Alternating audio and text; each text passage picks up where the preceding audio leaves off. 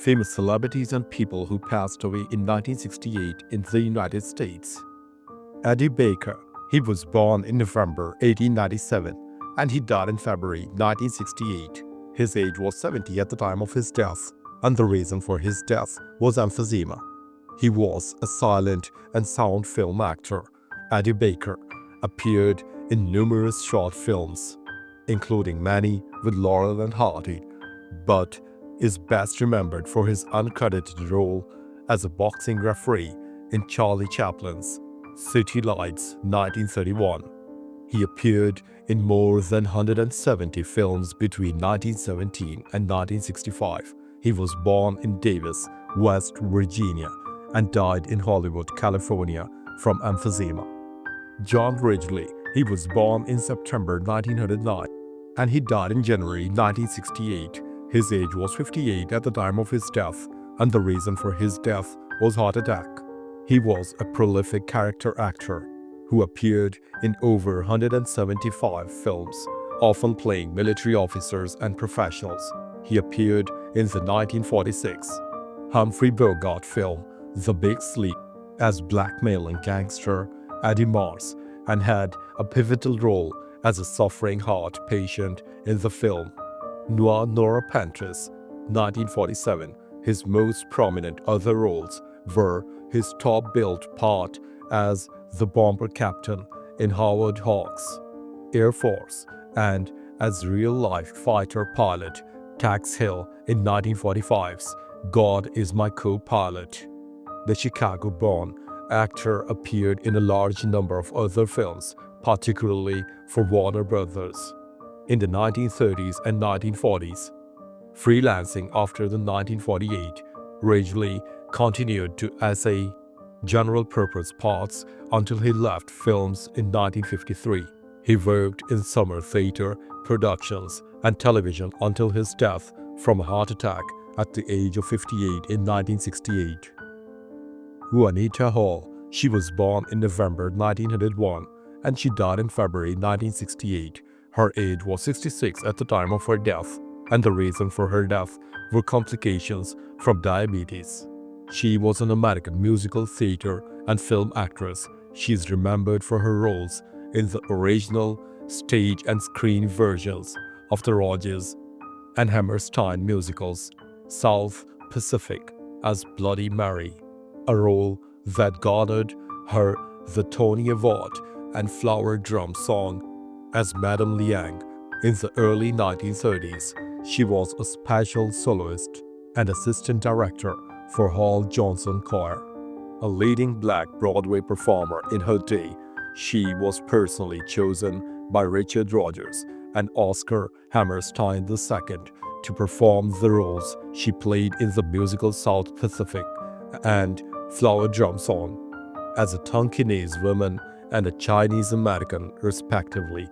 In 1950, she became the first African American to win a Tony Award for Best Supporting Actress for her role as Bloody Mary in South Pacific, starring Ezio Pinza and Mary Martin. She also won a Donaldson Award for playing that role. Bert Wheeler. He was born in April 1895 and he died in January 1968. His age was 72 at the time of his death, and the reason for his death was emphysema. Bert was an American comedian who performed in Broadway theater, American comedy feature films, and vaudeville acts. He was teamed with Broadway comic Robert Woolsey, and they went on to fame as Wheeler and Woolsey. He began his career performing in vaudeville in an act with Russ Brown. He worked with Robert Woolsey on Broadway until their film debut in 1929. Rio Rita established them in the Hollywood film industry. By 1931, Wheeler and Woolsey were so popular that RKO attempted to generate twice the Wheeler and Woolsey income by making two solo pictures, one with Wheeler and one with Woolsey. This experiment failed and they returned to performing as a team. They continued to make popular feature films until 1937 when Woolsey became too ill to work. In 1938, after Robert Woolsey died, Bert Wheeler struggled to restart his career.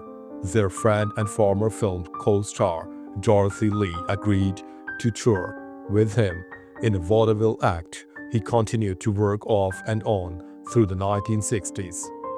Nick Adams, he was born in July 1931 and he died in February 1968. His age was 36 at the time of his death, and the reason for his death was overdose.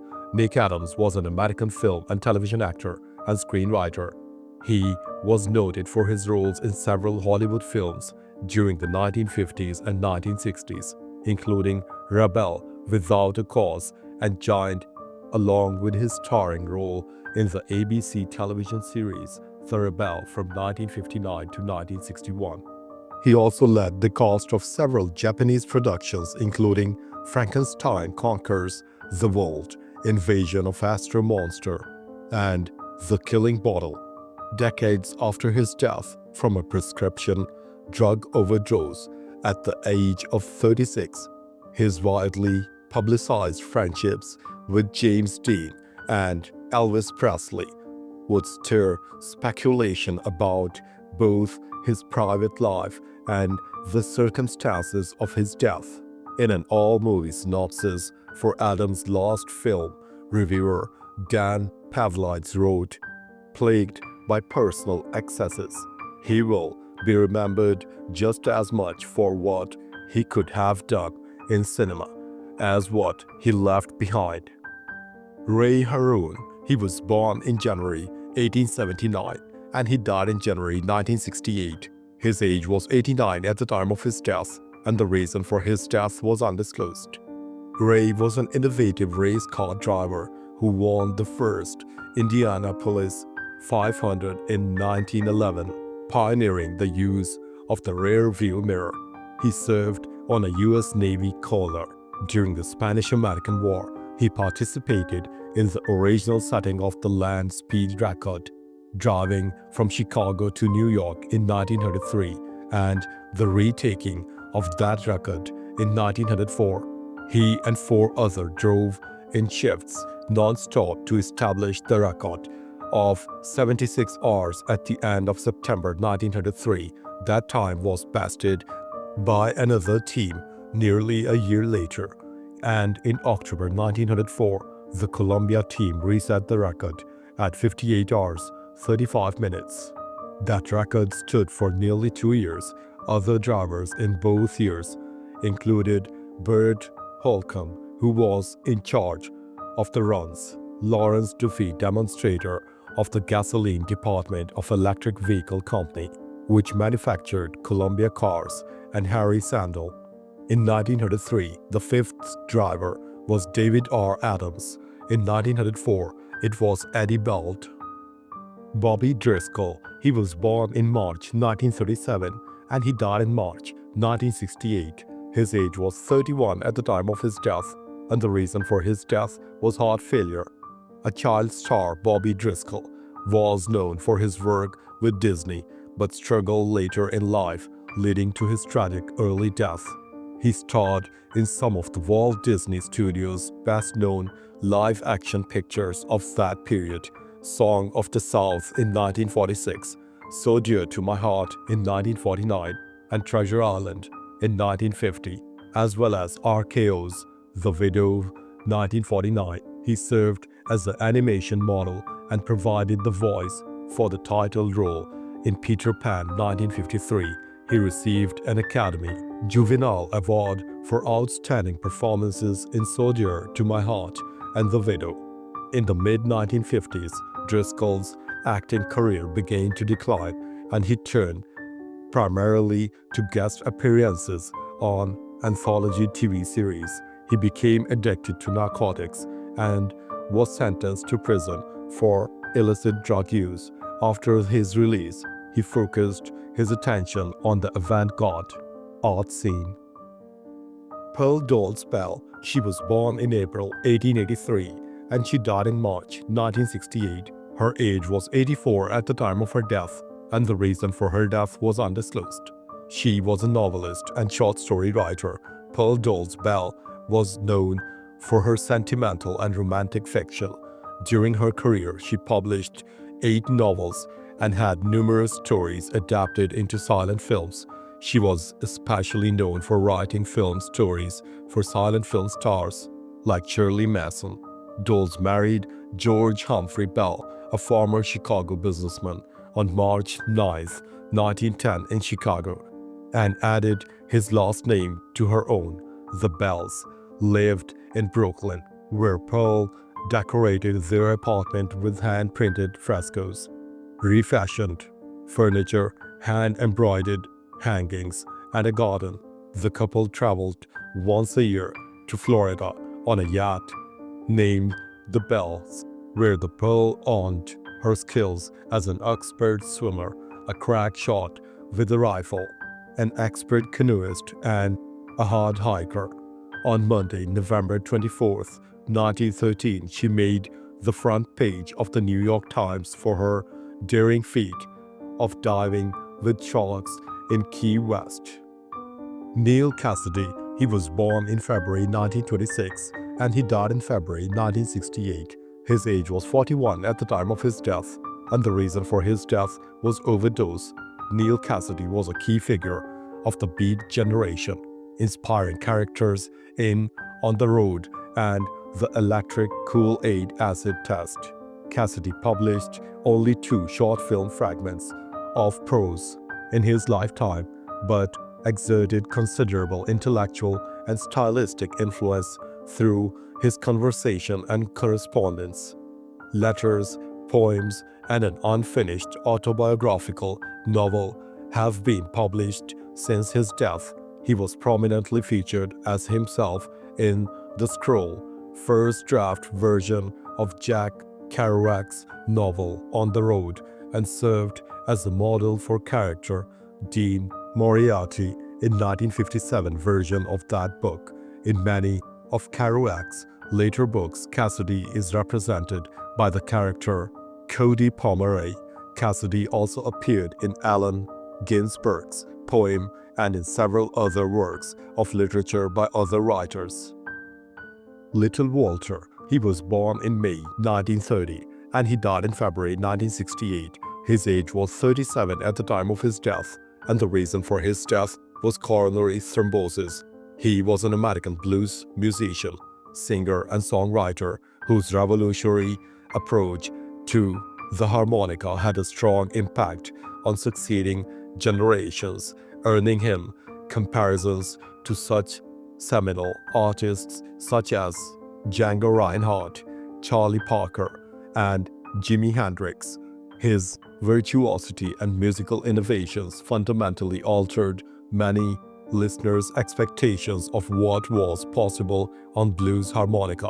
He was inducted into the Rock and the Roll Hall of Fame in 2008, the first and to date only artist to be included specifically as harmonica player.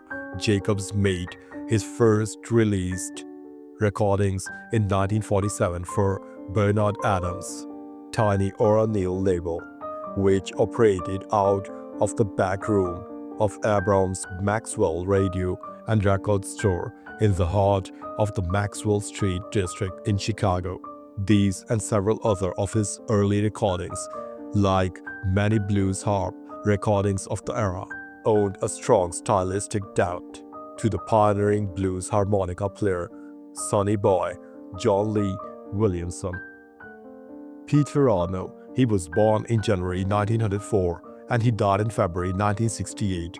His age was 64 at the time of his death, and the reason for his death was emphysema.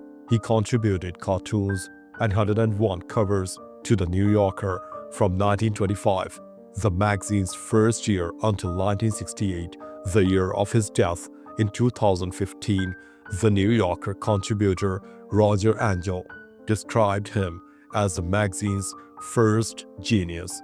He was educated at the Hotchkiss School and Yale University, where he contributed illustrations, covers, and cartoons to the Yale Racket, the campus humor magazine, as Peters. He also formed a jazz band called the Yale Collegians, in which he played piano, banjo, and accordion. Arno's infatuation with show business later had him designing, writing, and producing for 4 Broadway shows and appearing with fellow cartoonists in the film Artists and Models. He moved home to Manhattan and worked as an illustrator for a silent film company before joining the staff of the fledgling magazine The New Yorker. The iconic cartoons and covers he created there from 1925 through 1968 helped establish the magazine's reputation for sophisticated humor and fine illustration. Frankie Lymon, he was born in September 1942 and he died in February 1968. His age was 25 at the time of his death, and the reason for his death was overdose. He was an American rock and roll and blues singer and songwriter, best known as the boy soprano lead singer of the New York City-based early rock and roll doo-wop group The Teenagers. The group was composed of 5 boys, all in their early mid-teens. The original lineup of The Teenagers, an integrated group, included 3 African-American members, Lymon, Jimmy Merchant, and Sherman Grains, and 2 Puerto Rican members. The Teenagers' first single, 1956, Why Do Fools Fall in Love, was also their biggest hit. After Lymon went solo in mid-1957, both his career and that of the Teenagers fell into decline. In 1968, Lymon was found dead at the age of 25 on the floor of his grandmother's bathroom from a heroin overdose. Lymon was posthumously inducted into the Rock and Roll Hall of Fame in 1993 as a member of the Teenagers. His life was dramatized in the 1998 film Why Do Fools Fall in Love? Merrill C. Meigs, he was born in November 1883 and he died in January 1968. His age was 84 at the time of his death, and the reason for his death was undisclosed. He was a publisher of the Chicago Herald, an examiner in the 1920s, inspired to become a pilot by Charles Lindbergh's solo flight across the Atlantic Ocean. He became a booster of Chicago as a world center of aviation. He gave flying lessons to President Harry S. Truman, a key figure in promoting aviation in Chicago. He was instrumental in the development of Meigs Field. In the time, Meigs would become a senior vice president of the Hearst Corporation, publisher of the Old Chicago American newspaper, as well as becoming the head of the Chicago Aero Commission. Meigs insisted that in addition to Midway Airport and O'Hare Field, the city needed an airfield within 10 minutes of the loop. It opened in December 1948 and was renamed Meigs Field in his honor the following year. 55 years after the remaining, Meigs Field was demolished by order of then Chicago Mayor Richard M. Daley. Meigs retired in 1962 and became a consultant to the newspaper industry. Bob Jones Sr., he was born in October 1883 and he died in January 1968. His age was 84 at the time of his death, and the reason for his death was undisclosed. He was an American evangelist, pioneer religious broadcaster, and the founder of and first president of Bob Jones University, emphasizing Christian education and evangelism. New mass entertainment such as radio and movies helped put an end to an era of citywide evangelism, typified by the ministers of Bob Jones and Billy Sunday. But Jones was not afraid of technological progress and believed that the new media might provide additional opportunities to spread the gospel. During the early 1920s, Jones was one of the first religious figures to broadcast on radio. In 1925, Bob Jones' evangelistic meetings in Pittsburgh were perhaps first remote-controlled religious broadcasts in the world, as well as the first broadcasts to originate from evangelistic crusade. In the same year, Jones also made a religious film which, because of its graphic for the era portrayal of certain sins, was slashed into an unrecognizable mess by the Pennsylvania State Censorship Board. Joseph W. Martin Jr. He was born in November 1884 and he died in March 1968. His age was 83 at the time of his death, and the reason for his death was undisclosed. He was an American Republican politician who served as the 44th Speaker of the United States House of Representatives from 1947 to 1949 and 1953 to 1955. He represented a House district centered in his hometown of North Attleboro, Massachusetts from 1925 to 1967 and was the leader of the Republicans from 1939 until 1959, when he was ousted from leadership after the party's disastrous losses in the 1958 elections. He was the only Republican to serve as a speaker in a 64-year period from 1931 to 1995. He was a compassionate conservative who opposed the New Deal and supported the conservative coalition of Republicans and Southern Democrats. Early in his career, Martin worked as newspaper editor and served in both houses of Massachusetts General Court. He won election to United States House of Representatives in 1924. He was elected House Minority Leader after the 1938 elections. Alice Guy-Blaché. She was born in July 1873 and she died in March 1968. Her age was 94 at the time of her death, and the reason for her death was a long illness. She was a French pioneer film director. She was one of the first filmmakers to make a narrative fiction film, as well as the first woman to direct a film from 1896 to 1906. She was probably the only female filmmaker in the world. She experimented with Gaumond's chronophone sync sound system and with color tinting, interracial casting, and special effects. She was artistic director and co-founder of Solex Studios in Flushing, New York. In 1912, Solex invested $100,000 for a new studio in Fort Lee, New Jersey, the center of American filmmaking prior to establishment of Hollywood. The year she made the film A Fool and His Money, probably the first to have an all-African American cast. The film is now preserved at the National Center of Film and Video Preservation at the American Film Institute for its historical and aesthetic significance.